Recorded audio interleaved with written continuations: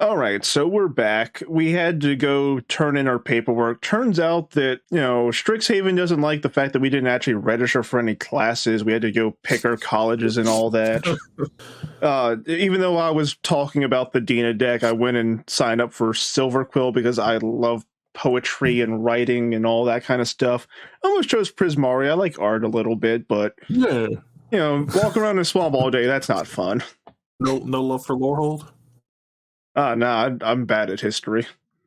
Yeah, that's true. I'm okay at history, but when I saw the 5 colleges, I was definitely like, there's 4 cool colleges, and there's Lorehold. 3 cool colleges, Lorehold, and then the math one. Oh, Quandrix? Yeah. The Simic, I guess, for lack of a better term. Yeah, Simic, math. Like, I enjoy math up to a certain degree, but once you start putting in shapes and letters, I just kind of space out. Hey, fair enough. Well, I think so. We covered 4 commanders. We have 4 more to go, and I mean the next one we're going to talk about, I think it might bug you a little. I was going to say, you may have a lot of math involved, but Yeah. All right. So our next commander is going to be pick number 3 for me, which is the Locust God. All right. So this one has a lot of text, so bear with me, listeners, because again, not everyone's going to watch and see the visuals. But the Locust God, so it is an Izzet commander, which means red and blue. So it costs 1 red, 1 blue, and then 4 of any color. It is a legendary creature god, the second god on our list. Different god than Merkel, though. Yeah, so it's a 4/4. It's got flying, which is always a fun ability. We've talked about that. Whenever you draw a card, create a 1/1 blue and red insect creature token with flying and haste. And then for a red, a blue, and 2 of any color, draw a card, then discard a card. When the Locust God dies, return it to its owner's hand at the beginning of the next end step. So there's a lot to go over with this, but let's just talk. I'm just going to quickly go through all the reasons why I like this. And there are 4 good reasons right here. Okay, 1. So it's 4 effects, and you have 4 good reasons. Lay them on us. Okay, so 1. It fills up your board with small flyers for a go-wide victory. I like going wide. This makes tokens very easy, so it's very easy to go wide with it. Locust Guard is it's hard to kill because it returns to your hand at the end of the turn that it dies. Unless your opponent counters it when you're trying to cast it, they exile it, or they counter the spell when you go to cast it. It's never going back to the command zone. You're never paying commander tax on it. It will always cost 6. Thirdly, wheel effects are some of my favorite cards because people like to groan because you make them throw away their good cards, but then you're drawing more cards, which causes it to make more bugs, which is why the 4th reason is it has an engine. It's got an engine and payoff right there because you can pay 4 mana, draw a card, and discard a card. You've got a bug to attack with. Any sort of card draw, like even when you're just drawing for turn, this will get you a bug. So if you like having a lot of little tiny guys to hit your opponents, this is a good commander. However, one thing I have to complain about, if you do not have the way to accelerate mana, which red and blue are not good at doing, you're going to be always casting this on curve. So you got to spend a little bit of money to get some mana rocks like your mana vaults and your mana crypts, which are very expensive. So this can be an expensive commander to build, but it is a fun one to play if you can actually get it working. Yeah, and I think too, if we look at just the pay for, draw a card then discard a card, I mean, there are also other options out there. In your faithless lootings, your frantic searches, stuff like that, that'll help you kind of sift through your deck and give you a similar effect at possibly a better rate. So, don't feel like that those 4 are the only way, or those 4 mana are the only way to do this. Right. Blue, famously great for drawing cards. Yep. So, it's definitely red draws pretty well too, but yes, you will have a lot of options for drawing cards. So once you get it on board, it is easy to swarm the board with your bugs. And again, they are flying and they have haste, which means they can attack immediately. And unless your opponent has flying or reach, they cannot block them. So draw enough cards, you can just take someone out. Yeah, and I think the haste aspect is really something that shouldn't be understated because 1/1 flyers that have to wait a whole turn rotation aren't as big of a threat as 1/1 flyers you can slap down right away, attack. You're waiting for that instant speed answer. I know we've talked about a couple commanders so far where their cards, whether that's Robostars, things of that nature, the instant speed answer needs to be right there present, or you just don't have an answer. And Locust God provides that because you can draw wheel effects. You can draw a number of cards, an entire hand, and 7, 10 maybe, X right away, ready to attack. And it's hard to kind of rebound from that. Yeah. I know, the Locust God, it is just a value engine once you get it on board. The only real issue is that, again, he costs kind of a lot to get out, but if you can get him out and keep him on board, you're kind of set. Yeah, and I got to say, what my favorite thing about the Locust God already is? That you introduced him as... He goes wide, I like to go wide. And I feel like that's already the tagline for this, right? I like to go wide. I don't know why, but I just find that just funny coming out of your mouth. So let's get into some cards that are good with this. So I mentioned that he's good with wheel cards. Unfortunately, they're really good. Yeah, unfortunately, I don't have the $300 to buy a Wheel of Fortune, which is the best wheel card. However, if you need some more budget wheels, you've got the Wheel of Misfortune. Okay, so I'm gonna stop you right here. Wheel of Misfortune is a notoriously famous card on YouTube for people trying to explain how it works off the top of their head. So before we read the card, I'm going to test you. This is your deck. This is your card.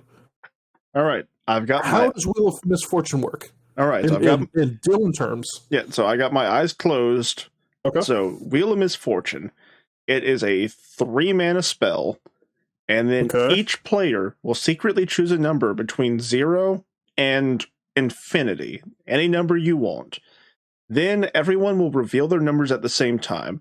Whoever chooses the lowest number does not get to get the extra benefit. Whoever picks the highest number, they then lose life equal to the number that they picked. Everyone from the highest number to the second lowest, they will all discard their hand and draw 7 new cards. If there is a tie for the lowest number, neither of them get to draw any extra cards. So if 2 people pick 0, they keep the cards in their hand, and everyone else will toss their hands and draw 7 cards. And that's it. You know what? I think that's the most nailed version I have heard anybody read or say. I don't know that we even need to read it at that point, but yes, it is 2 in a red. Each player secretly chooses a number from 0 or greater to infinity or beyond, as you would say. Then all players reveal those numbers simultaneously and determine the highest and lowest numbers revealed that way. The player that reveals the highest number takes damage. And then each player who did not choose the lowest number discards their hands and draws 7 cards. So if there is a tie for the lowest, let's say 2, 3 players even select, or 4 for some reason, all select 0. Nobody wheels, nobody takes damage. If everybody swings for the highest, take damage. Well, I mean, I guess technically, if everybody the highest and lowest number, like everybody's decided 1, nobody would wheel and they would all take 1 damage, but I think that's an outside the box scenario. Yeah, so if everyone chose 1, I guess it would go with the fact that everyone chose the lowest number because there's no number greater than 1, so no one would wheel. But Wheel of Misfortune... But everyone also chose the highest number, so then they would also everyone take takes damage. And not wheel. So with Wheel of Misfortune... I like to usually go for 3 when I play this card, because chances are that I'm going to be the only one wanting to wheel, and 3 life for 7 cards is not a bad deal. I don't know. I saw a YouTuber on a gameplay play it once, and he bid like, I believe, and everybody else bid like 1 or 2. Yeah, I think that I saw someone bid like 8 or 10 life for it because they really wanted new cards. But I just think that 3 is a safe number because someone might pick more than 3, and I know people are going to pick less than 3, so it's either I get 7 cards and pay no life, or I get 7 cards and pay 3 life. It's just a safe number to go for. Yeah, and see, and this is the thing to think about too. I think you're right with the 3 life because someone is inevitably not going to want to wheel. Now, yeah, there's every time I've played this card, there's been at least one person who has chosen 0. Right. The only way you know that everybody's going to bid is if everybody, for whatever reason, had no cards in their hand, and they're like, I don't have to discard anything. I'm just going to straight up draw 7 cards. Then I throw my hat in the ring. Other than that, there's always going to be at least one person that picks 0. They love their hand. They're set up for their late game, stuff like that, and they don't want to get rid of it. Yeah, and you know what? The thing is, I don't care if everyone else chooses 0, as long as I'm drawing 7 cards to get 7 bugs on board. Yeah. Now let me ask you this. Do you care what those 7 cards really are that you draw? Or do you just want the 7 bugs? Honestly, I do kind of care, because the way I build my Locust God deck, there's usually at least 20 draw spells in it, so I'm going to draw into cards to draw for more bugs. Yeah, and if you don't get what you need out of Wheel of Misfortune, you do have one other wheel here. Again, not Wheel of Fortune, because That's you're not made of $300 card, but if you don't have $300 and you have 35 cents, we're going to look at a Magus of the Wheel, which again, we're looking at another Magus. We talked about one with Magus of the Tabernacle. This is the same vibe, but for the wheel. For 2 and a red, you get a 3/3. That for 1 a red, tap and sacrificing Magus of the Wheel, each player discards their hand and then draws 7 cards. So you get a Wheel of Fortune, a little bit of Summoning Sickness, and a little more hoops to jump through. Yeah, so if Magus of the Wheel makes it through the rotation, it's great because you can then use it to draw more cards, but it's also sort of a politic thing, because if nobody has creature removal and you have Magus of the Wheel on board, no one's going to want to search their decks, because as soon as somebody tutors for their answers, you're just going to make them discard it. That's absolutely right. And then if someone plays creature removal on Magus of the Wheel, as long as it doesn't have Summoning Sickness, it's like, oh, you're trying to destroy my Magus of the Wheel? Okay, then you're just going to force me to use it a little early. That's really it. Once you make that turn rotation, or if you have some way of giving it haste, maybe there's an anger in your graveyard, maybe you've got some other effect that gives it haste. Maybe you can hold the board hostage. Maybe you got a Vidalcan Ori on board and you give it flash, so you can just play it at the end of your opponent's turn before your turn begins. Yeah, so as long as you meet some criteria where it's not Summoning Sickness and you have 2 mana floating around, you have a loaded gun that you're pointing at the table for whenever it's either better for you to make 7 insects, it's better for you to blow up their hands, both. Do both. Yeah. And I think looking at other ways, I really like this, other ways that you can kind of put a wrench into people's game plans in their hands. We also have Teferi's Puzzle Box listed here. It's a 4-mana artifact that at the beginning of each player's draw step, that player puts the cards in his or her hand on the bottom of his or her library in any order. Then you draw that many cards. Then there's a little note, which I'll bring out here because a lot of people get confused with this. You do draw your card for turn first. So even though this is the beginning of your player's draw step, you do draw your card, put it to the hand, and then it triggers the puzzle box. Yes, so Teferi's Puzzle Box, I love running this in the deck because you have this on the board, you have Locust God on board, you're probably going to have a couple cards in your hand. Let's say that you have 5 cards in your hand when your turn begins. You're going to draw your card for turn. That's going to make a bug. You'll have 6 cards in your hand. Those 6 cards go to the bottom of your deck. You draw 6 new cards. That's 6 more bugs. And I like two. This was something I was kind of contemplating as we were going through and putting this all together. Now, one of the things I personally don't care much for wheels because of the discard thing. So I don't run a lot of wheels because my cards in hand. I know there's a lot of that love their cards in hand. So having Teferi's puzzle blocks, you're getting the same benefit of a wheel, but you're not filling your graveyard. And blue-red is not exactly known for a lot of graveyard recursion, other than maybe like flashback on their spells and things like that. Yeah, cards with flashback. You've got jumpstart cards. Jumpstart. Like but that's usually only on your sorceries and instances. You're not going to be able to get your creatures back. You know, because the other usual things are more in black, or maybe like you have rebound or something for white, but those will be for cast triggers. Yeah, but yeah, I do like that you're shuffling it, because one of the questions I really had about this deck, I like the Locust God. I think of the three common cat gods, it's probably that. It's Locust God, Scarab God, and the other one that nobody plays. Yeah, the Scorpion God. Yeah, but there's two of them that are loved, and then there's the Scorpion God. Yeah, and the Locust God is usually better in the 99. I will admit that. It's better as a card in the 99 than as your commander, but that's why I like it as the commander, because it's not usually the commander. See, and I like this is my issue that I like with Teferi's puzzle box. This is my issue with the Locust God that I think Teferi's puzzle box fixes, which is it's almost too good or too easy to run a Locust God deck that can accidentally deck yourself out. So Teferi's puzzle box keeps you from kind of wheeling yourself out of cards. Yeah, you know what? That's a fair point, which it's not cards that I put in the list, and I can't think of any off the top of my head, but there are cards that do allow you to shuffle your graveyard back into your deck in blue, so there are ways of keeping yourself from decking out.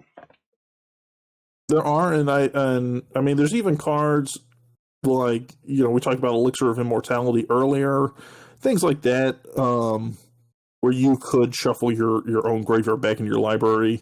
Not that would be necessarily a great fit in the Locust God, because life gain is not a big aspect to it, but it is a way to kind of get your library back in. You wouldn't use it for the life gain, but you would love to get all your draw spells back.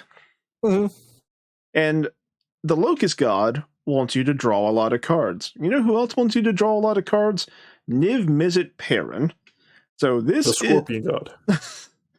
I mean, maybe. I don't know the text on that card. No, so that one's all -1/-1 counters.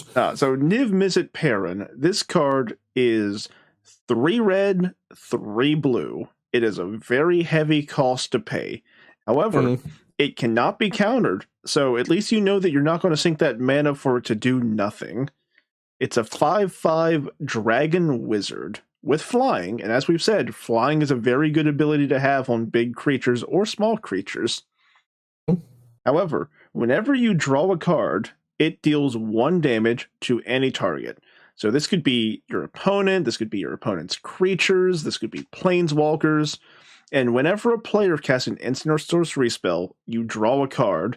So whenever any player casts one, and it is on cast, so the effect of their spell does not have to resolve, as soon as they play it, you're going to draw a card from Niv Mizzet, which means you're then going to deal 1 damage to something. And again, you're going to be playing a lot of instants and sorceries in this deck. So the thing here is, every time that you play it, like you play a card to draw cards, and you draw a card because you played that card, and then you draw the cards from the card you played. So you're drawing at least 3 to 4 cards every time you play a spell, which means you're dealing 3 to 4 damage anywhere you please. Yeah, and that's not to mention, by the way, on the instant and sorcery casting, it doesn't specify that it has to be you. It just has to be a player. So if anybody happen to be up against, let's say, a Spellslinger deck, a Storm deck, things of those natures where they want to dump a lot of cantrips and things like that, you could be drawing a ton of cards on opponents' turns as well. Right. Like, your opponent's going to give you free advantage for trying to get to their ways to get rid of your board state. And this is a definitely a harder spell to cast. Like you said, it's 3 blue and 3 red. Now, most Niv Mizzets, I believe, are 6 mana, but most of them are sort of 2 colorless, blue, 2 red, or 4 colorless, 1 blue, 1 red. So this is probably the hardest as far as color restrictions to cast, but it's the one that fits also best into the deck. Mm-hmm. Yeah, for sure. Now, and speaking of other drawing cards, yes. So, if you do not wish to go the pinging route with Niv Mizzet, I would love to introduce you to Sage of the Falls. So this is a 5-drop Merfolk Wizard, 1 blue, 5 colorless. It's a 2/5. Not really the best stats, however, you do not run this card for its stats. You run this card for its ability. Whenever Sage of the Falls or another non-human creature enters the battlefield under your control, you may draw a card. If you do, discard a card. So what does this do? Well, you play this while you have the Locust God on the board. You draw a card and discard a card. Oh, Sage of the Falls drew a card? That triggers Locust God. You get a 1/1 flying insect. Oh, an insect entered your board. Sage of the Falls sees that insect, you draw a card and discard a card, which means as long as you have enough cards in your deck, you can just draw enough cards to make enough bugs to go for game.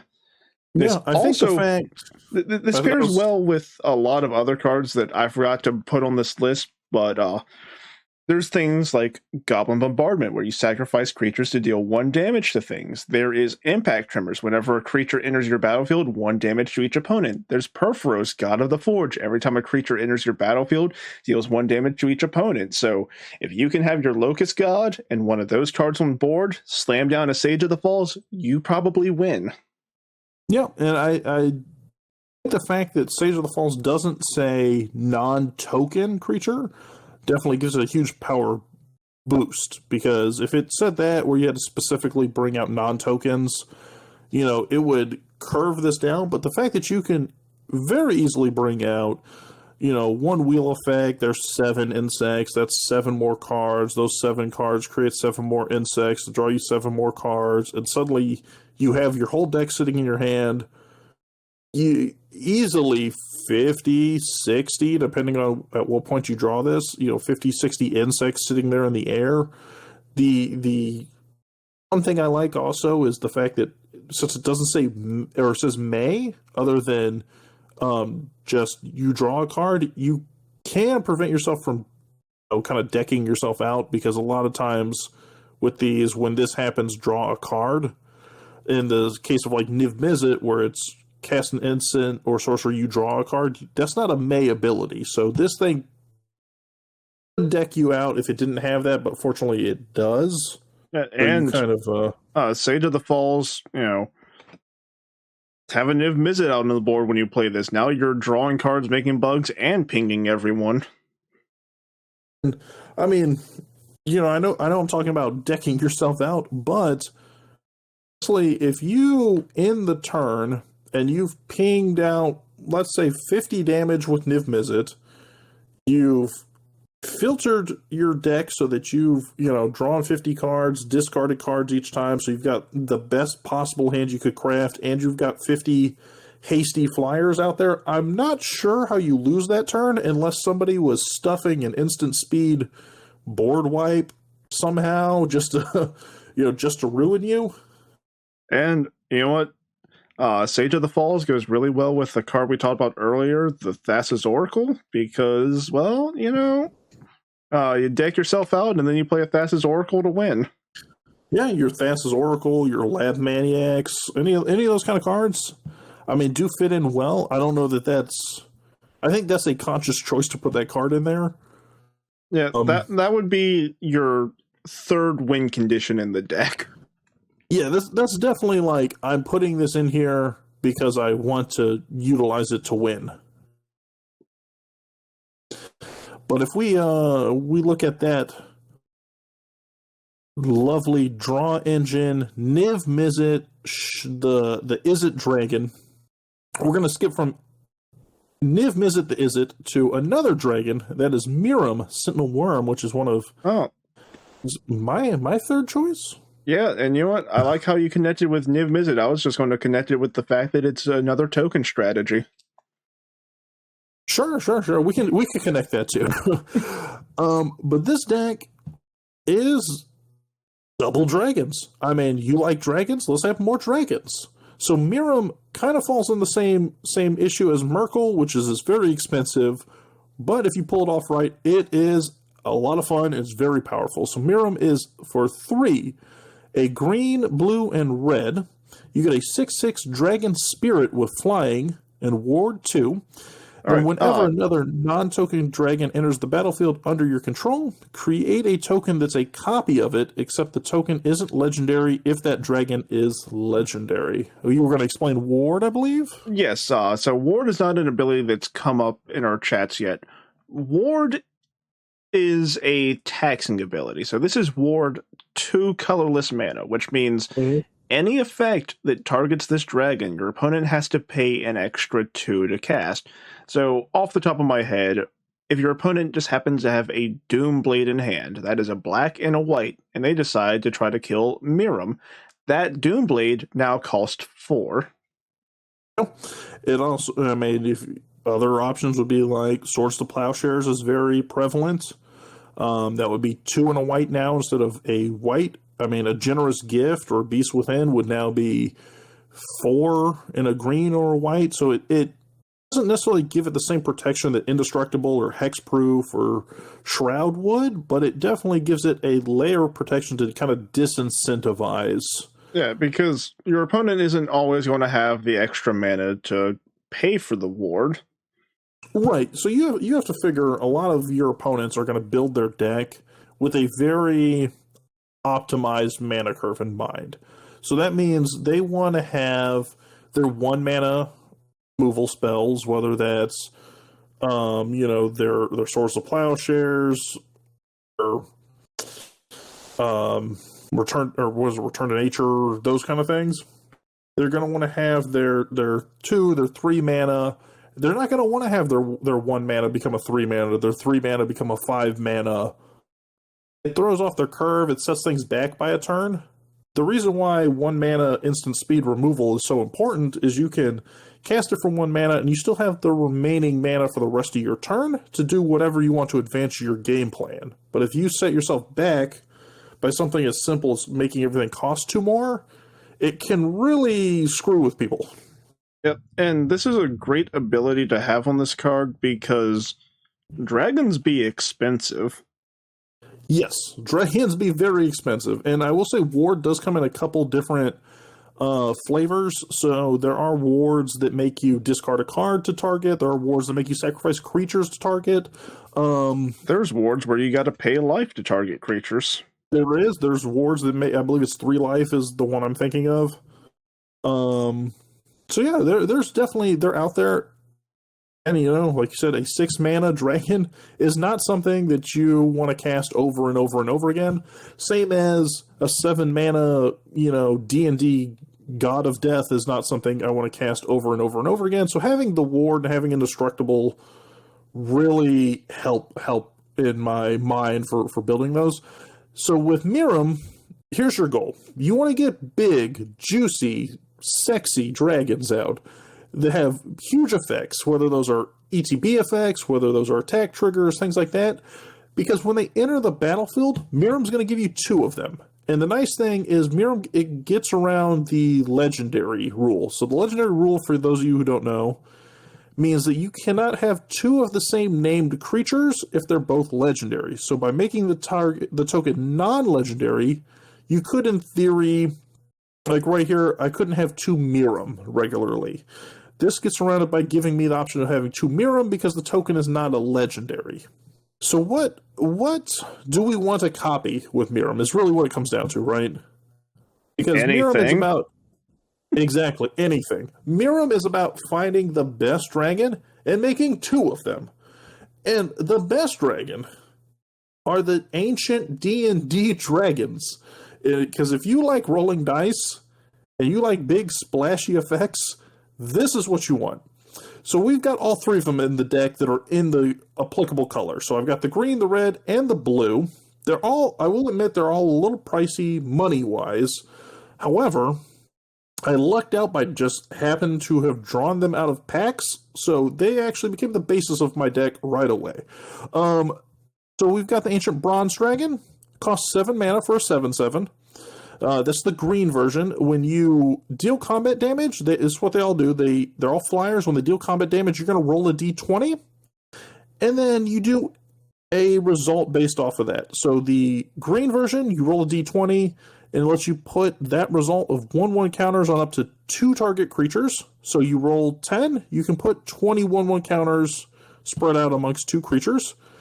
Ancient Copper Dragon, same thing, but it creates treasures equal to the d20. And Ancient Silver Dragon, the blue one, lets you draw cards equal to that. All really solid effects. Card draw is important. Buffing your creatures lets you kill people faster. And treasures, I mean, that's just free mana right there. It is. And the thing is, with a d20, if you roll a d20, you're either going to... The average is 10.5, because 10, 11 is your average. So if you roll a 10, let's say, which is just an average roll, because you could roll a lot higher, and you could, go anywhere from there. I mean, having 10 treasure, 10 just instantly able to use mana on the spot is a massive advantage. Drawing 10 cards, a massive advantage. Yeah, I just rolled a d20 right now. I got a 4. But even so, four treasure is the equivalent of having 4 land that you didn't have a second ago. 4 free cards in your hand? I mean... Yeah, or 8. I mean, 8 1/1 counters. Yeah. And then, now, a little niche that I like to put in here that has a very rare odds of happening, but if you combine Ancient Copper Dragon with Hellkite Tyrant, a Hellkite Tyrant is another dragon that, to deal combat damage, it lets you take players' artifacts, and they become your artifacts. And then if you have 20, win the game. Well, if you hit with Ancient Copper Dragon while having Hellkite Tyrant out, and you just happen to roll a 20, I've now got 20 treasure. What are treasure? They're artifacts, meaning you instantly win the game. Now, it's a rare thing to happen. If you pull it off, though, I mean, you basically walk away from the table as, like, the king of the game, I think. Yep, and, you know what, that little combo you were talking about, it works really well with the colors in the deck, because if you just happen to have the budget for it, you can grab a Parallel Lives or a Doubling Season, and every time that you make those treasures, you're going to be making double. Yeah, I mean, and same thing applies for Ancient Bronze Dragon. If you add 1/1 counters on there, it's a Doubling Season is going to double up those. Yeah. You can also, Hardened Scales would give you an additional counter as well. The other nice thing about Bronze Dragon is the fact that if you're playing in a 2-headed giant game, or you want to politic a little bit, you don't necessarily have to control the target that you're putting those counters on. So you could, in theory, if you rolled a 4, you could put 4 1/1 counters on something, or you could put 4 1/1 counters on 2 different things that belong to an opponent or belong to, your ally and 2-headed giant. So there are some fun options. But the biggest downside is the fact that dragons be expensive, yo. Yeah, and biggest downside to dragon decks, which is why you don't see them in many formats besides Commander. Yeah, by the time you get your standard dragon deck up and running, somebody has elf balled all over your 20 life.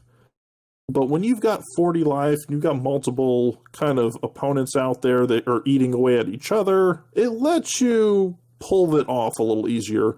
But why pay mana? This is the biggest issue, right? Why pay mana when you could cheat mana? So to that effect, I also put a ton of mana cheating options in this deck. We've got Elvish Piper, which is a very famous one. It's an elf that comes out. You can tap to cheat a card out of your hand. However, out of the same set the Ancient Dragons came from, I did come across an artifact that I enjoy quite a bit. It's Monster Manual, which is 3 and a green. It does have an adventure side to it, which I basically never use. Like, it exists, don't use it. I'm going to look at the artifact side. So the artifact side is when it's out there, for 1 and a green, you tap, put a creature card from your hand onto the battlefield. So if you have a 7 mana dragon, now it's a 2 mana dragon. I mean, I don't know that you can do much better than that. Not really, no. I can't think of anything better than that. Yeah, artifacts also not a lot of colors do great at artifacts as far as removal. Some do, some don't. But if artifacts are too easily removed in your board states, maybe you've got a lot of people running Vandal Blasts. I also have enchantment options for you. So we covered with Merkle are pretty much, in my opinion, the hardest thing to interact with other than lands. Lands will stick around all game because nobody runs mass land destruction. And if somebody does, they're not gonna have a fun time after the game. Thank you. You banish them into the hinterlands, and may God have mercy on their soul is what it comes down to, because there's nobody rushing to play with that person again. Nope, that is a deck that people will play against you once, and then they'll probably never play it against you again, because you just won't play if they bring that deck out. Now, don't get me wrong, you can probably play a Strip Mine. You'll be okay with it because you're removing one land while sacrificing your land, but if you're playing, the Armageddons of the world, no, absolutely not. However, back to this. So enchantments are the hardest one to interact with besides lands. Another card I like to run is kind of an offbeat card, is Descendant's Path. It's a 2 and a green, so a little cheaper than Monster Manual, and then at the beginning of your upkeep, you reveal the top card of your library. If it's a creature card that shares a creature type with a creature you control, you cast it without paying its mana cost. Otherwise, it goes to the bottom of your library. So you reveal it. If it's a dragon and you've got a dragon out, Miirym sees that, you got to duplicate. And it filters it to the bottom, and it's on your upkeep, so you then get to draw yourself a fresh card. Fresh cards are always good to get. Yeah, and because we're in green, you can ramp yourself to the moon in green. I think that's been told time and time again. So you can foreseeably ramp this out turn 2, have this card out. This deck does run some 2 mana dragons. There's things like Corlessa, which is a green-blue. There are things like Masked Vandal, which is a changeling that's 2 mana.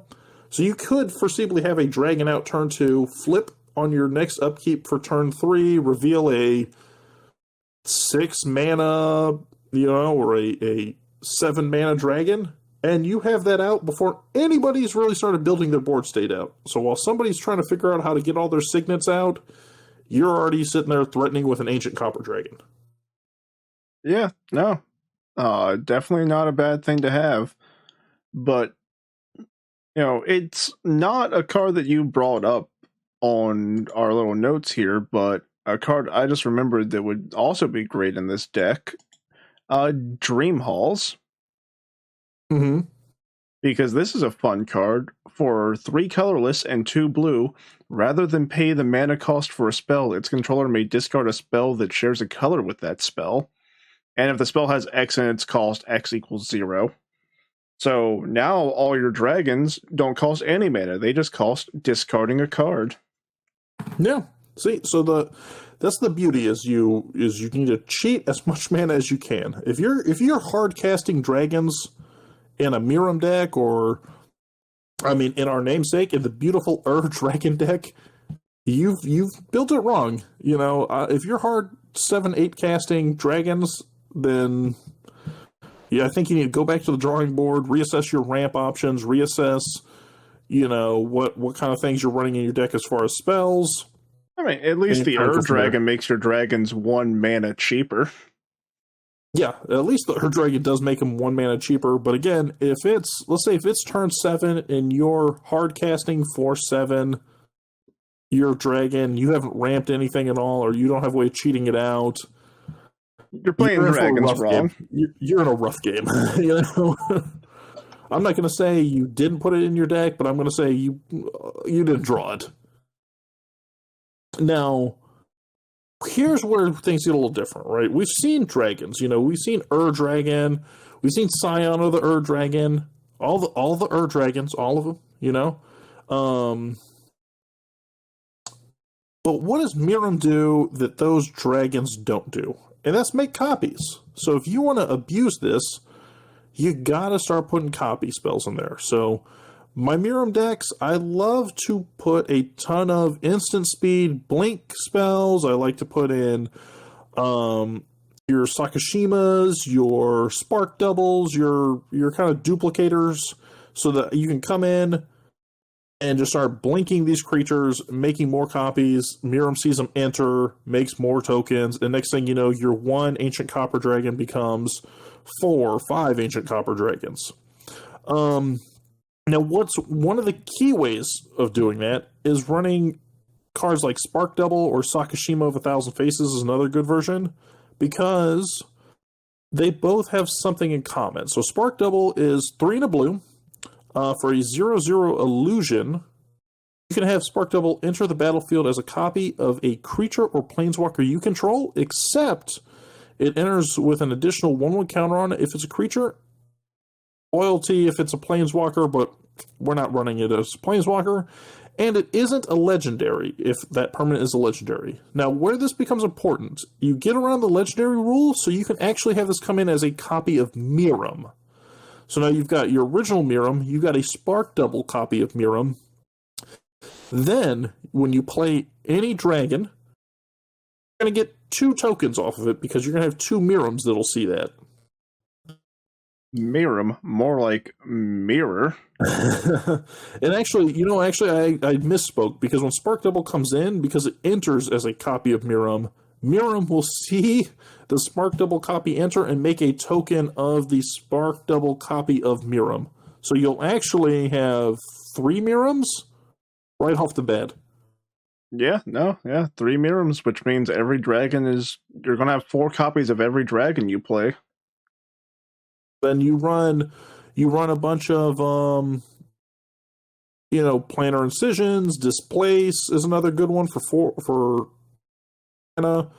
things that essentially let you blink. So Planar Incisions, a real basic version, is 1 and a blue. You exile target artifact or creature, and then you return it to the battlefield under your opponent's control, or under your control, your owner's control, with a 1/1 counter on it. Now, the key to this is you need to blink the non-token original copy, because if you blink the token, it does not come back from exile. Yep, and this is where wording comes very in handy, because as Miirym says, whenever another non-token dragon enters the battlefield under your control, it does not have to be cast, it does not have to come from your hand. And that's very key. So a lot of times where these cards become hard to break is because, they say cast. So if you, let's say, duplicate, or if you have an effect that says this enters the battlefield from your graveyard, things of that nature, if it's not specifically cast, you don't get a lot of triggers on some of these commanders. Now, Miirym gets around it with the enter the battlefield, and by kind of avoiding the legendary rule, which, again, is another big stickler for something that's kind of duplicating. Yeah, no, honestly, the only way that they could have made Miirym less good would be to not give it blue. If Miirym did not have blue, it would not be as great of a commander, but they gave it blue. They gave it blue, and that... Blue gives it that blinking, kind of duplication options. Yeah, Blue, yeah, because if it didn't have blue, you couldn't copy it. You couldn't have those ignore the legend rules. You wouldn't have your blink and flicker effects. Yeah, now there is, I will say, I didn't put it in our notes, but there is a red duplication spell in here as well that I do enjoy quite a bit. It's Cursed Mirror, which is 2 in a red. It's a artifact that taps for 1 red mana, so it's a mana rock, but the turn that it enters as a copy of target's creature. So you can technically bring that in as a copy of a dragon and kind of play around with that, but it's very limited, and once it's in play, you can't reuse it unless you've got some way to like bounce an artifact to your hand. Again, bounce spells would be typically blue. Yep. So it's not in your list here, and I don't know if it's in your actual deck, but if you got an extra 17 cents, you might want to look into the Mirror of Life trapping. Okay. So this card, whenever a creature enters the battlefield, if it was cast, exile it, then return all other permanents exiled with Mirror of Life trapping to the battlefield under their owner's control. So you would cast your dragon, it would enter the battlefield, you'd get a copy, then it would be exiled, and then when your opponent plays a new creature, you get your original dragon back and another copy of it. You know, that that's a new card to me. I haven't heard it, but it sounds like a definite look into. But Yeah. that's Miirym. That's that's what it's all about. Yeah, and we're going from a dragon to a snake. That's true. We've got With actually a card that I mentioned earlier, a secondary commander from a precon, Xyris, the Writhing Storm. we've got 2 more commanders to go through, but I do believe, hang in with us, guys. I know it's been a longer episode, but these next 2 I think are probably our signature commanders, if I had to guess. Oh, I've definitely been playing Gina a bit more than I played Xyris, but Xyris was really the commander that got me into the commander format, so I would call this my signature commander. Said it's your signature commander, so it's your signature commander now, whether you like it or not. I do want to rebuild the deck. Till from now until the day that all these cards disintegrate into dust, you forever will be a Xyris player. All right, so let's go over Xyris real quick. So Xyris is a 5-mana commander, 1 red, 1 blue, 1 green, and 2 colorless. It is a snake. It's a snake leviathan. It's a 3/5. It has flying. Whenever an opponent draws a card, except the first one they draw in each of their draw steps, create a 1/1 green snake creature token. And whenever Xyris, the Writhing Storm, deals combat damage to a player, you and that player each draw that many cards. Okay, so this card is fun because, 1, whenever your opponent draws extra cards, you get a snake, which means that your opponents, they're typically going to want to draw a lot of cards to get to their combo pieces. So every time that they draw an extra card, you get an extra snake. So you get benefit for your opponents ramping their card advantage. If you can manage to get the attack in, which again, it has flying, so only certain things can block it. If they don't have creature removal, you're drawing 3 cards from dealing damage. And it has a little bit of a political aspect because you could be like, hey, do you want some free cards? Let me hit you with my commander and we'll both get some free cards. Yeah. It's, it's interesting. It's draw in the same sense that, or it's a draw-based commander in the same sense that the Locust God is, but it's a different flavor of draw because whereas the Locust God is all about your draw, this is mostly about their draw. Yep, and this also kind of works similar to Anhelo because it's draw based on damage. That's true. It's not as if I look at Anhelo, it's not as devastating, I think, as Mill, because they do get those cards in their hand. But I mean, there are definitely ways to play around it where, yeah, you can have as much as you want in your hand, but so what, Yep. So this card goes well with a couple cards I've talked about earlier.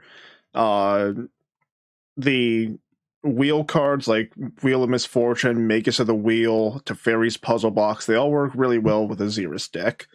We didn't talk about it specifically for these decks, but I mentioned Parallel Lives and Doubling Season. Those work really well with this deck.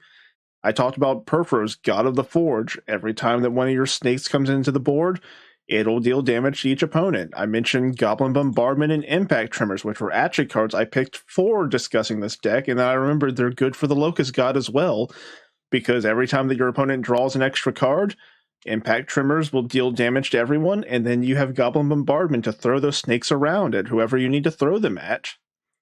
I think any deck that produces a lot of tokens and has access to red, Impact Tremors and Goblin Bombardment are pretty useful.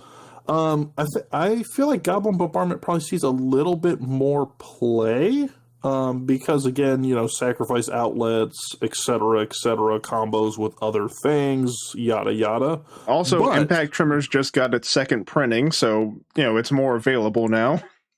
Right, there's that. But I definitely think plays very well, because if you, again, similar to Locust God, if you could get 5, 6, 7 snakes out, I mean, Impact Tremors sees that. There's 7 damage to each opponent, so you're doing 21 damage at a full board. And then if you, for whatever reason, decide, hey, I don't want to attack with them, I'm going to sacrifice them all right away, you can swing another 7 damage out to somebody or something, because you can also target creatures with Goblin Bombardment. Yep, creatures, planeswalkers, people. Yeah, people, your neighbor, they don't even have to be playing. Like, they just walk by and you hurl a goblin at them. Yeah. But 2 more cards that go really well with this deck. The Combine Chrysalis. Now, this is an artifact. It costs 1 green and 1 blue. Creature tokens you control have flying. So, we talked about how good flying is offensively, but it's also good defensively, because if your opponent has flyers, you want to have flyers around. So all those little snakes that you're creating, they can now fly. Yeah, and and the defensive side is true, because if you don't have flyers and your opponents have flyers, that game ends very fast. Yes, I've been on the receiving end and the offensive end of being flyers with no flyers on the defending side. Now, the Combine Chrysalis also has another ability that is really fun. So for a green, a blue, and 2 colorless, you tap this artifact, you sacrifice a token, and you create a 4/4 green beast creature token.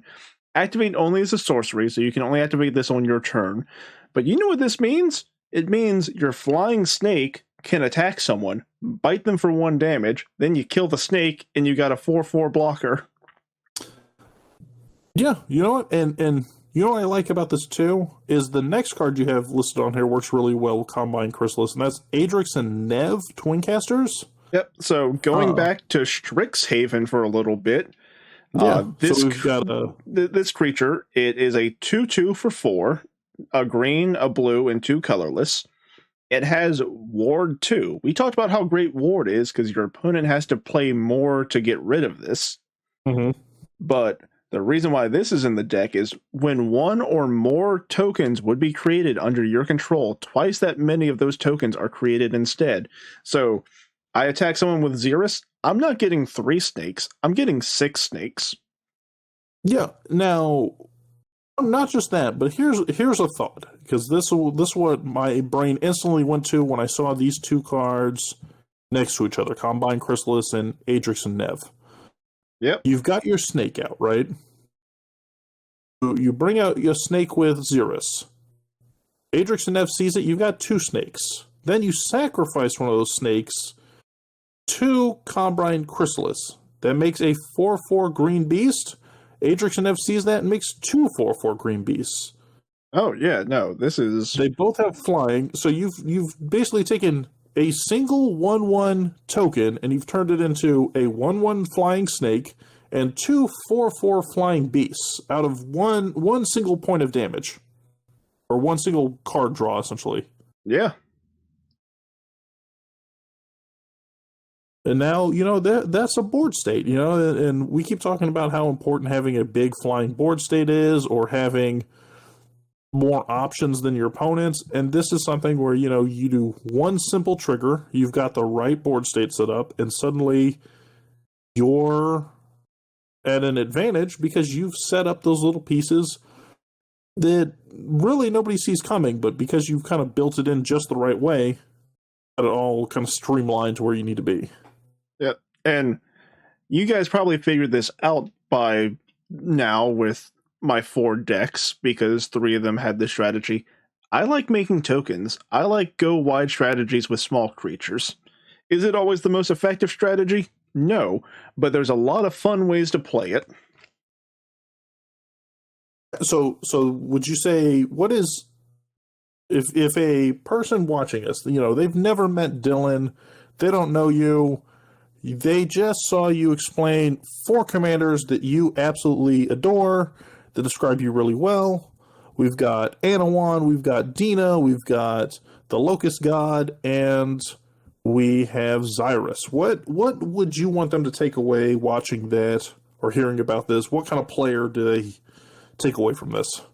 They would probably think this guy likes an aggressive play style, because that is exactly what I like playing. Like, most of the decks that I mentioned are for aggressive play styles where I just get a bunch of little things and attack you with them to wear you down faster than you can wear me down. But also, every commander that I've shown that is aggressive has some sort of value engine built into it that is fun in its own way. Yeah, they each... Because I think a good example of this is Xyris in the Locust God, right? Because they're practically the same card. Well, think of like card draw commanders. A lot of cards out there. There's a lot of overlap in these decks, but there's a lot of commanders out there that are cards, right? And that's what I do really well, is I draw cards. But nuances between the two that kind of give each one their own little flavor. The Locust God's not exactly Xyris. Xyris isn't exactly the Locust God. Neither of them are exactly Chulane, who's, another, like, creatures and draw cards. Yeah, and the fun thing is, with Xyris, you're going to want to play a lot of wheel cards, which means the Locust God is really good in the 99 for that deck. And if you have an army of locusts and snakes, I mean, that's like 2 biblical plagues right there. So I think people just give up at that point. Yeah, no, throw in a Coma Cosmic Serpent, and you got some Norse Ragnarok going in there as well. I've got snakes, I've got locusts, I've got coils. Really good luck. You want to get Toxrill in here, we'll splash in a little black and get slugs going.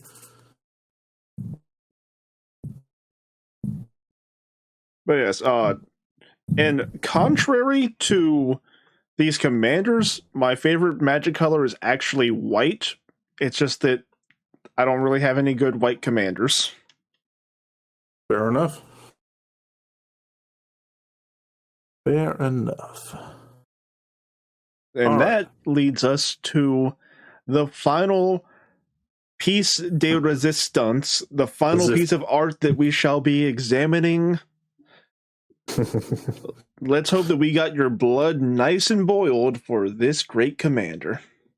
Is Anhelo the Painter. He's a Grixis that's blue, black, red for a 1/3 vampire assassin. Comes with Death Touch. At the very beginning, I did say a 1/3 with Death Touch would be in the pipeline. Well, here he is.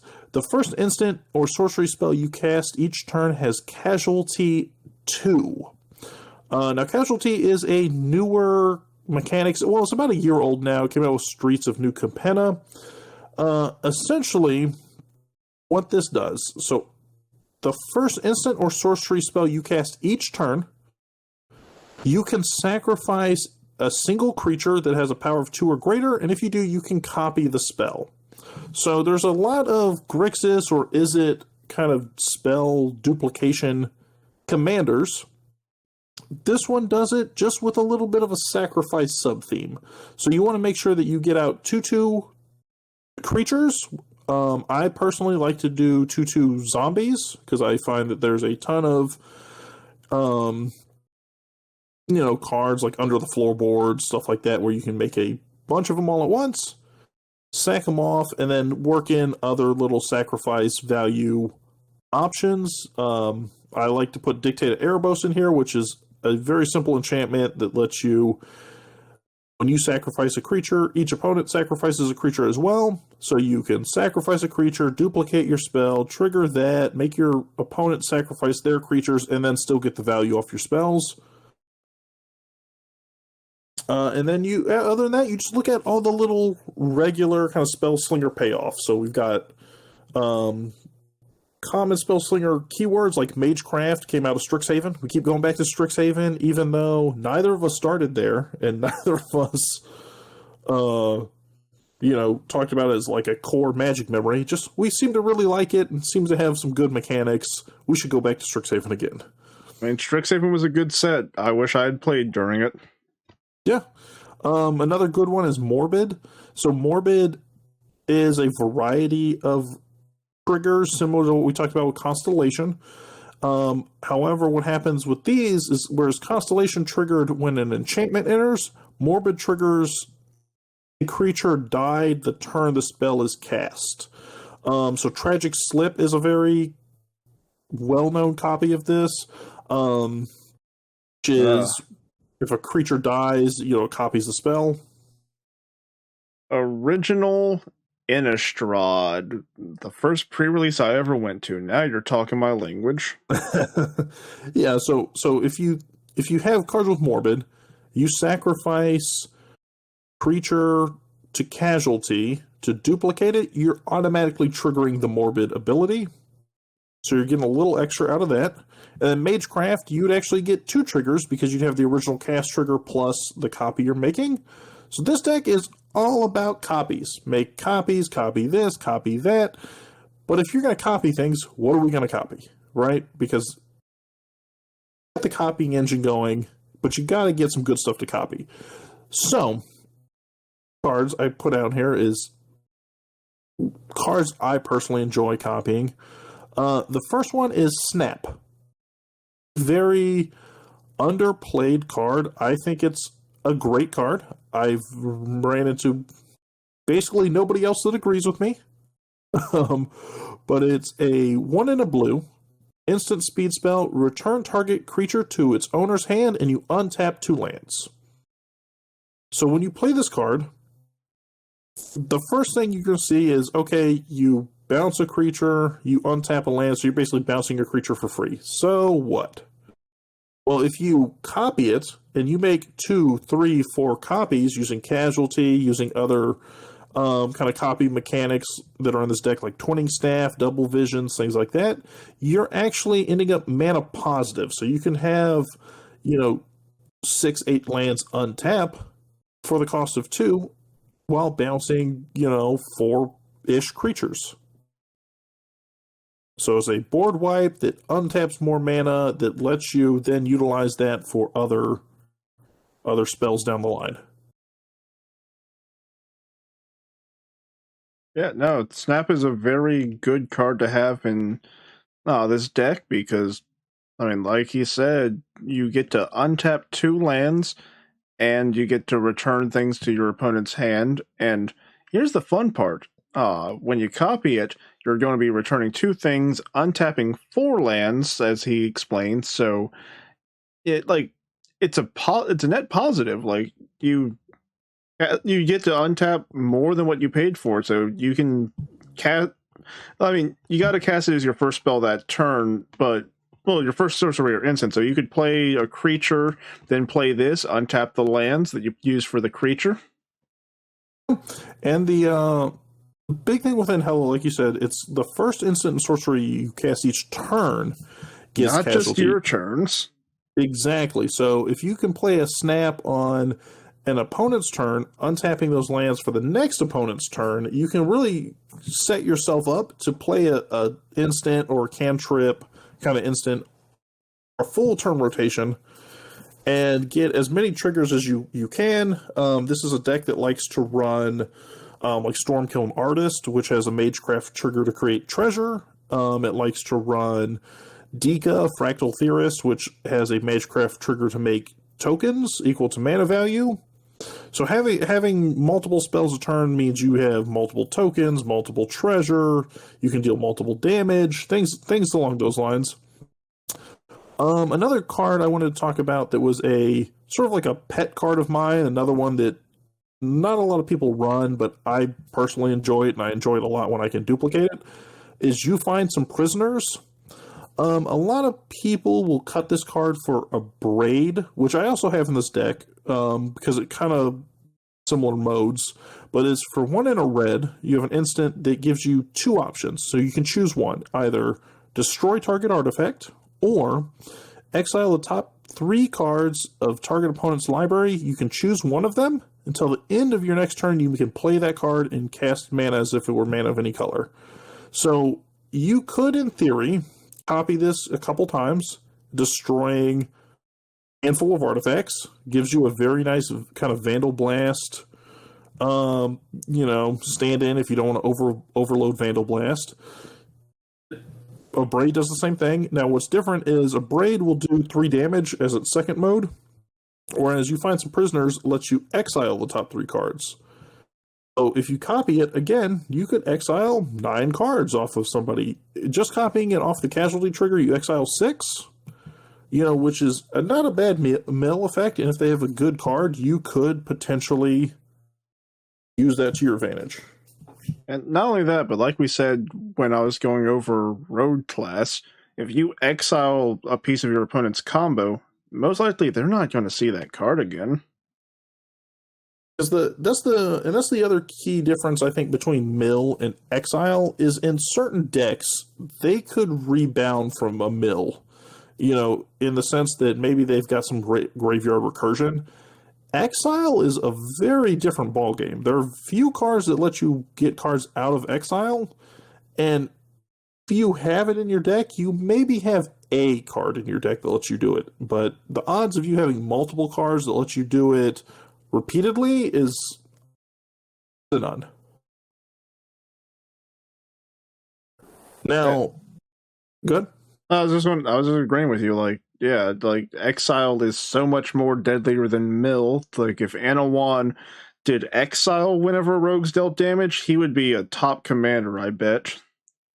Yeah, it's the difference between why a card like, let's say, Murder, which is a 3 mana destroy target creature, so much more valuable than, so much less valuable rather than your Path to Exiles or the Plowshares, because not only is it a difference in mana, but the value difference between Exile and Destroy is night and day as well. Yep. And I would even say, like, when you exile, there's some things that get creatures out of exile. If you exile somebody's land or artifact, that's pretty much gone. But once you have all these little value pieces, you've got your treasure coming up from all these little tiny copies. You've kind of beat the board in submission by running a ton of snaps, or You Find Some Prisoners, or Vandal Blasts, or Cyclonic Rifts overloaded, stuff like that, and you've made everybody cry. Now you have to take advantage of it, right? So the way I like to take advantage of this is I throw it into X spells. And this deck packs a couple X spells that just swing out and try and do as much lethal damage as you can all at once, duplicate it as much as possible. So we've got, probably the biggest one is Torment of Hailfire. which is about a $20 card. So it's not a cheap card, but when you play it, you definitely feel the heat of the table coming your way. So it's an X, and then you repeat the following process X times on a sorcery. So each opponent loses 3 life unless they sacrifice a non-land permanent or discard a card. So if you pay 5 for X times, they have to either lose 3 life, sacrifice a permanent, or discard a card. However, you copy that. So now it's X is really 10. Or X is really 15. So it's not hard to get... If they don't have anything to sacrifice or anything to discard, it's not hard to get a lethal amount of damage on somebody. No, it is not. You're doing that for each opponent. Now, if you like that flavor, Immolating Inferno is essentially the same thing, but in red, which is X for X red, deals X damage to up to 3 targets. So again, you pay 5, you copy it 2-3 times, suddenly you're dealing 10 to 15 damage to 3 targets. Those 3 targets can be 3 opponents. 3 creatures, but if you target 3 opponents in the late game for 15 damage apiece, you have the game pretty much in hand at that point. Yeah. Same thing. I've got another kind of like modal spell is Cut to Ribbons. Cut is a very simple 1 in a red sorcery, deals 4 damage. Nice, but then it puts it into your graveyard for Aftermath, which gives you a Torment of Hailfire effect, but essentially it's Jaya's Immolating Inferno in black. So X, black, each opponent loses X life. So same thing, pump up X, copy it with Casualty, and bomb everyone back to the Stone Age. Yeah, no, I mean, all you got to do is, like I said, pay 5 into the X and then copy it once. That's 10 life from everyone. That's a quarter of their life gone. Yeah, and if they survive one of them, they're not surviving all 3 of them. Yeah. And that's not to mention the fact that, not so much with ribbons, Cut to Ribbons, because once you cast it, you exile it, but this deck also runs Kess, it runs Cormella, things like that, where you can potentially get these sorceries and instants out of your graveyard or use them with flashback. So you could hit somebody with a Torment of Hellfire, it goes to your graveyard, you flash back Torment of Hellfire and do it all over again. And if they're not having nightmares by the time you're done, then, hit them again. Yep, no, works very well with Cass and all that. Now, I have kind of a similar deck, because we both bought the Anhelo pre-con, but we went different ways with it. You focused on Anhelo, and I focused on Cormella. Mm-hmm. And it makes me wonder if you have these 2 cards in your build. So the first one is, going back to Strixhaven, Archmage Emeritus. Yes. So Archmage Emeritus, you guys, is a Magecraft trigger that lets you draw a card. So It's a huge benefit. If you have that and you have Stormkill Artist, I mean, you're pretty much cleaning up between mana and card draw. Yep. So it's 2 blue and 2 colorless, 2/2. Whenever, like you said, anytime you cast or copy an instant or sorcery, draw a card. And then the other card I wanted to question about is God Eternal Kefnet. I have thought about it. I've strongly thought about it, but I do not have that one in my deck now. All right. So for those of you wondering, God Eternal Kefnet. So it's 4 cost, 2 blue and 2 colorless, just like the last card we talked about.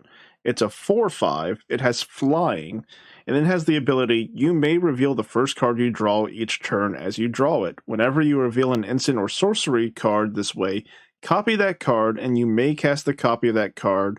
That copy costs 2 less to cast. So this works really well with the whole spell copy thing, because, let's say that you have an Archmage Emeritus or Stormkilling Artist on the board. You draw your first card, you reveal it. Let's say that it is a Torment of Hailfire. So now you get to make a copy of that, which means before you do anything, you get your extra draw, or you get your treasure token, or if you have both on the board, you get both of those effects. And then the Torment of Hailfire costs 2 colorless less, which you can use for the X. So let's say that you decide to make X7. You would only have to tap 2 black and then 5 land, and then the X is reduced by 2, so it's still 7, even though you only put 5 into it. Yeah. And that's another way to get around on Spellslinger stuff, is to kind of falsify the mana. So if you can cheat mana, Spellslinger stuff, it goes a long way. Yep. All right, there we go, guys. That is 8 commanders in a little under 8 hours. But that's 8 commanders to get to know us by, 4 from each of us. Yeah, it was only 3.5 hours when we had everything together. I think I'm going to put it right here on the microphone. I think we might split this into 2 episodes. Our break might become the end of episode 1, with the second episode kicking off after the break. But we'll see. We'll see how it pans out. If I'm wrong, and I'm just saying this for the sake of saying this, then ridicule me in the comments. Yep. So we're still trying to figure out how we're going to do this, but we actually have a segment that we want to talk about, the question of the week. Yeah, sounds great. And this week's question of the week comes to us from Stephen P. Now, I will say, before I read this off, if you guys want to leave us a question of the week, any comments, concerns, anything like that, the plan is to put this up on YouTube, as well as anything else that I guess is willing to tolerate and take us, Spotify, Apple, any of that good stuff.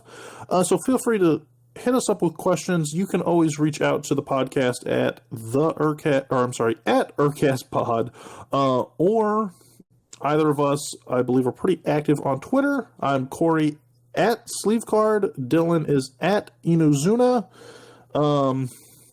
Feel free to send Dylan as many love letters in his DMs as possible. I don't know if they're open or not, so I can't guarantee that will happen, but my DMs are open, actually, yes. So there we go.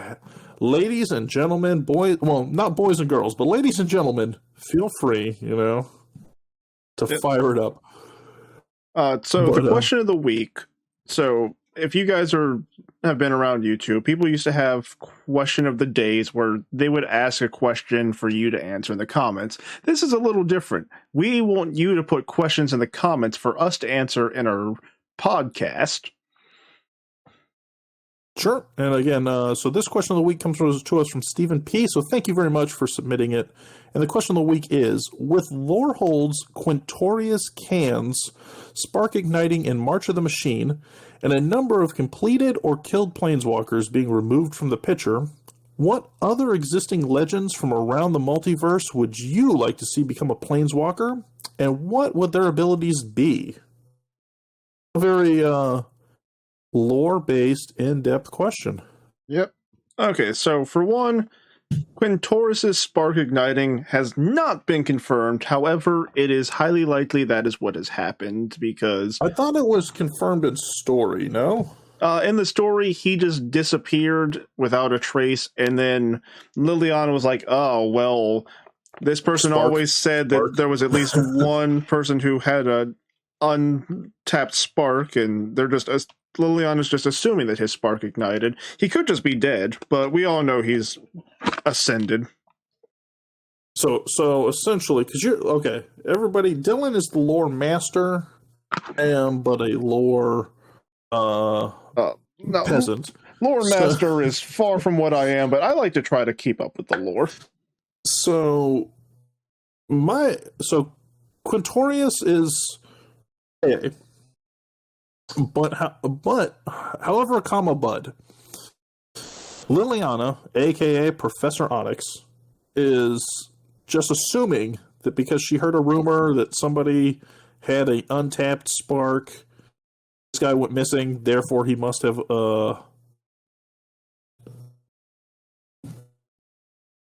is that the assumption we're going for? Yeah, it's basically verify that that's what ended up happening. I'm going under the assumption that his spark ignited.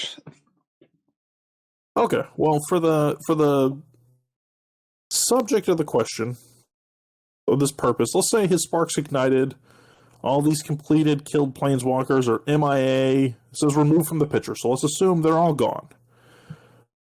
Other existing legends, so we're not making up new legends, we're picking people who exist, lore, on card, something like that. You want to be a planeswalker. Who's your favorite non-planeswalker that you're like, this sucker needs to be walking planes? All right, so I'm not going to say that it's my favorite person, but I actually have two options that I would like to see. Okay. For very different reasons. Well, actually, for the same reason, but also different reasons. Mm-hmm. So they're both precon commanders. So we got Oboon Moldiah Ancestor and Raynar the Ever Watchful. Okay, so Raynar is the Fortell commander, correct? From Kaldheim? Yes, and then Oboon is the landfall commander from Zendikar Rising. Okay, and I think they didn't they just do a new Oboon? No, I could be wrong. Yeah, okay. They did the completed version of the Jelly Bean. I can't remember his name right now. Guy who's got all the different forms with different colors of mana each time. Oh, Omnath. Yes. Okay, so the reason why I would like to see these two become planeswalkers is because I want to know if spirits can have a spark. Like, we know that angels and demons tend not to have sparks because they're just made out of pure mana. But spirits are living beings. So I'm just curious to whether a spark can ignite in a spirit. I mean, you would think that the spark would ignite before they died, but maybe they just never had a traumatic enough experience to ignite it before death, but maybe the spark carries on to the spirit after they die. Okay, counterpoint. What if the spark hits their mortal body, but because they're now a spirit, their zombie is now a planeswalker? That would be interesting.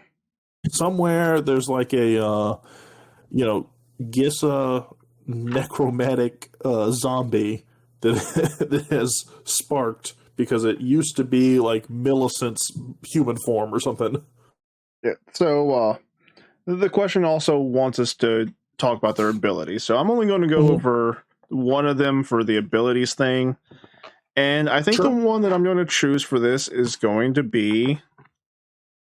you know what? Let's go with Oboon, because I feel like he'll be an easier planeswalker to build around.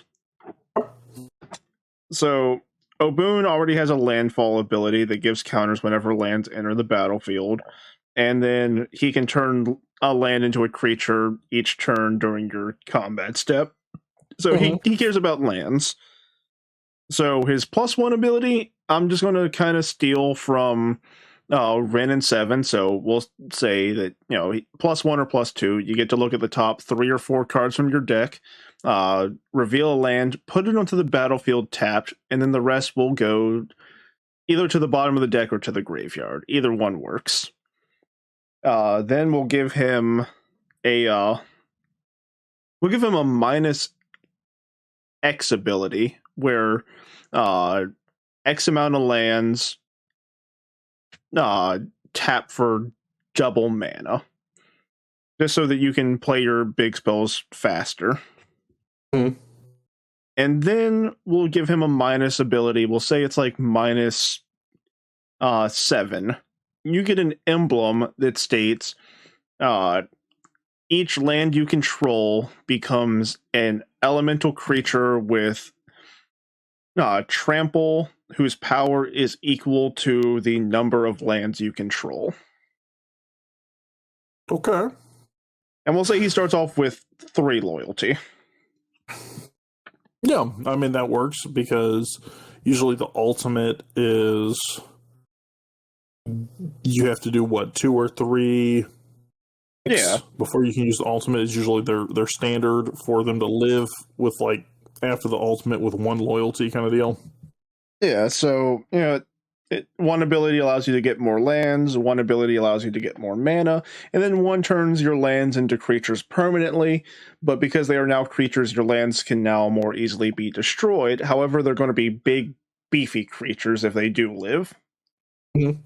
See, and I like that too, because when it comes to landfall planeswalkers, like what exists in cardboard. I'm not going to get into the lore, but as far as what exists in cardboard, it's pretty much Lord Windgrace. They could be a landfall-based planeswalker. Right. That, obviously, and then people use it as a commander and stuff like that. Yeah, there's not a lot of landfall, land matters commanders. Like, Wryn and 7 allows you to find lands, but it doesn't really focus on lands. Mm-hmm. Yeah, no, I think that's a great ability. It's a great. Yeah, like it might, like, the ultimate might be a little bit overpowered. This is why I'm not a game designer. Mm-hmm. Yeah, I gotcha. So what I decided to go with, and I did not get into the specifics of the numbers on it. I mean, I just came up with all those numbers off the top of my head just now. Sure. We're talking Heliod. Ooh, a planeswalking god. We're going to go a planeswalking Therosian or Therosan god. Obviously, we got to hit all the good, abilities. So we've got our life gain. We've got some enchantment goodness. So what I was thinking is we give it a static ability where you can actually pay life to recur enchantments out of the graveyard